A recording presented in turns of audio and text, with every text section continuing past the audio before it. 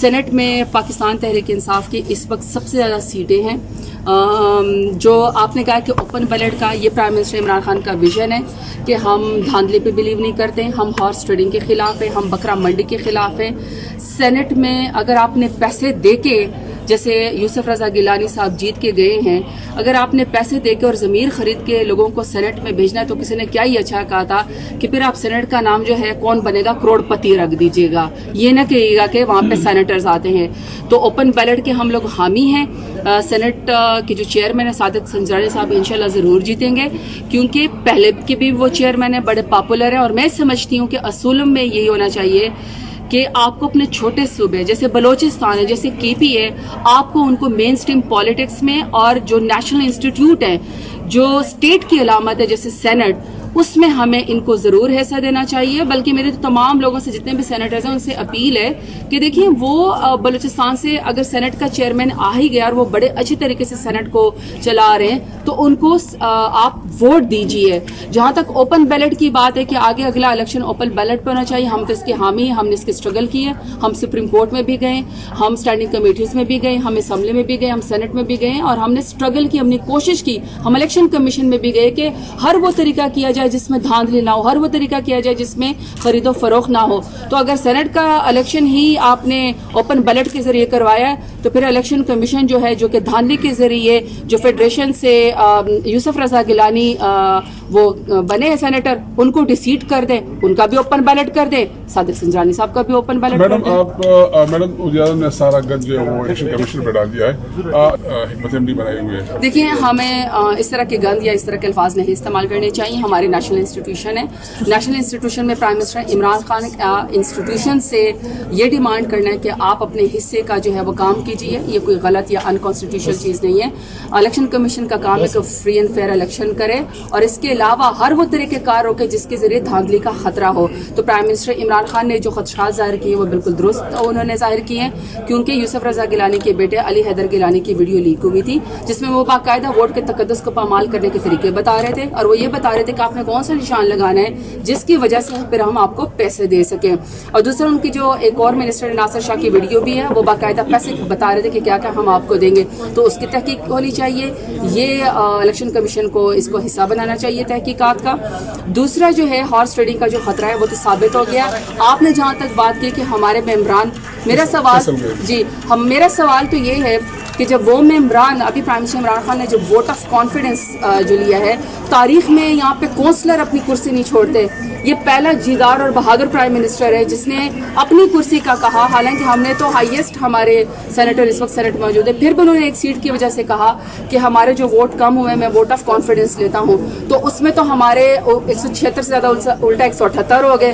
ہمارے تو تمام ارکان موجود ہیں، سامنے کھڑے تھے. میرے خیال میں کسی میں اتنی جرت نہیں ہے کہ پرائم منسٹر عمران خان کے سامنے جو ہے وہ دغا کر سکے. تو باقی جو یہ کہ پتہ چلنا چاہیے، میں بالکل ساتھ ہوں، بالکل پتہ چلنا چاہیے کس نے پیسے لیے ہیں، لیکن خرید و فروخت جہاں بھی ہوگی وہاں پہ زرداری کا نام ضرور ہوگا. میم آپ نئے پاکستان کی بات کر رہی ہے، اور پھر ساتھ یہ بھی کہہ رہی ہے کہ پچھلی جو یوسف رضا گیلانی کو ڈیسیڈ کر کے پھر چیئرمین سینٹ کا جو الیکشن ہے وہ اوپن بیلٹنگ سے کروا لے. تو کب تک آپ کا نیا پاکستان بنے گا؟ اسی طریقے سے سلسلہ چلتا رہے گا؟ پھر دوبارہ ان کو اگر انہوں نے غلط کیا ہے تو آپ کیوں اس کی حمایت کر رہی ہے؟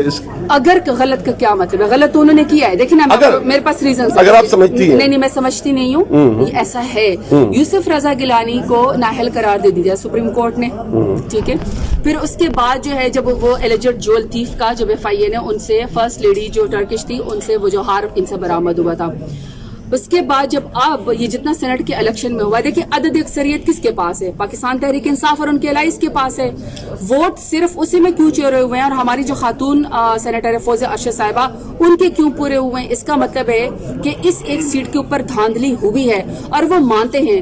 دیکھیں، راجہ پر اور تمام ماؤں بہنوں اور بیٹوں کو سیلوٹ کرنا، اور مجھے ان کو یہ بتانا ہے کہ ہمیں اس حق کی تلاش ہے، ہمیں وہ رائٹس چاہیے جو ہمیں خاتم النبیین حضور صلی اللہ علیہ وسلم نے اسلام میں دیے ہیں. ہم کسی اور فلسفے کے حقوق ہمیں نہیں چاہیے, ہمیں صرف وہی حقوق چاہیے. اور مجھے پتہ ہے کہ انہوں نے ہمیں برابری کے حقوق دیے ہیں, چاہے وہ تعلیم کے میدان میں ہے, چاہے وہ وراثت کے میدان میں ہے, یا جو بھی ہماری مورل اتھارٹیز کے لحاظ سے ماں بہن بیٹی کے حقوق ہے, ہمیں اسلام سے بیٹر کوئی نہیں دے سکتا. تو مجھے وہی حقوق مجھے چاہیے اپنے ویمن انٹرنیشنل ڈے پہ. ہم اس کے لیے کوشش کریں, لیکن خواتین کو اپنے حصے کی آواز بھی اٹھانی پڑے. ترمیمی بل لے کر آئے تو انہوں نے کہا کہ دیکھیں یہ بابا ان کے جو ایم این اے صاحبان ہیں انہوں نے ایڈوانس پکڑ کے رکھا ہوا ہے. تو الیکشن کمیشن کا ہے ان سے پوچھے کہ کس نے ایڈوانس پکڑا اور کس نے ایڈوانس دیا ہے, پارلیمنٹ میں کہا. دوسرا جو ہے مریم باجی نے اپنے جلسوں کے اندر کہا, جب ان کے منہ پہ 12 بجے ہوئے تھے کہ جب prime minister Imran Khan vote of confidence لینے کے بعد انہوں نے ایک سیٹ کے اوپر انہوں نے کہا جو یوسف رضا گیلانی تھی, جس کو خیر سے انہوں نے پیٹ پھاڑ کے لاڑکانہ کی سڑکوں پہ گھسیٹنے تھا, اس کو سینیٹر بنوانے کے بعد جو ہے وہ کہہ رہے تھے کہ پی ایم ایل این کا ٹکٹ جو ہے وہ بکا ہے. اس کا مطلب ہے کہ آپ نے پری الیکشن سے پہلے آپ لوگوں نے ریگنگ کی ہے, آپ لوگ یہ انڈیوسمنٹ ہے کہ آپ نے لوگوں کے ٹکٹ کے ذریعے جو ہے آپ نے پریشرائز کیا اور آپ نے لوگوں کے ضمیر خریدے ہیں. تیسرا, یوسف رضا گیلانی کے بیٹے علی حیدر گیلانی کی ویڈیو لیک ہوئی ہے جس میں وہ باقاعدہ پیسے کے لین دین کر رہے ہیں. اور دیکھیں علی حیدر گیلانی صرف ان کے بیٹے نہیں ہیں, وہ پنجاب اسمبلی کے الیکٹڈ ممبر بھی ہیں. پھر ناصر شاہ کا, اور پھر اس کے علاوہ جو بار بار یہ ساری ویڈیوز لیک ہوئی ہیں.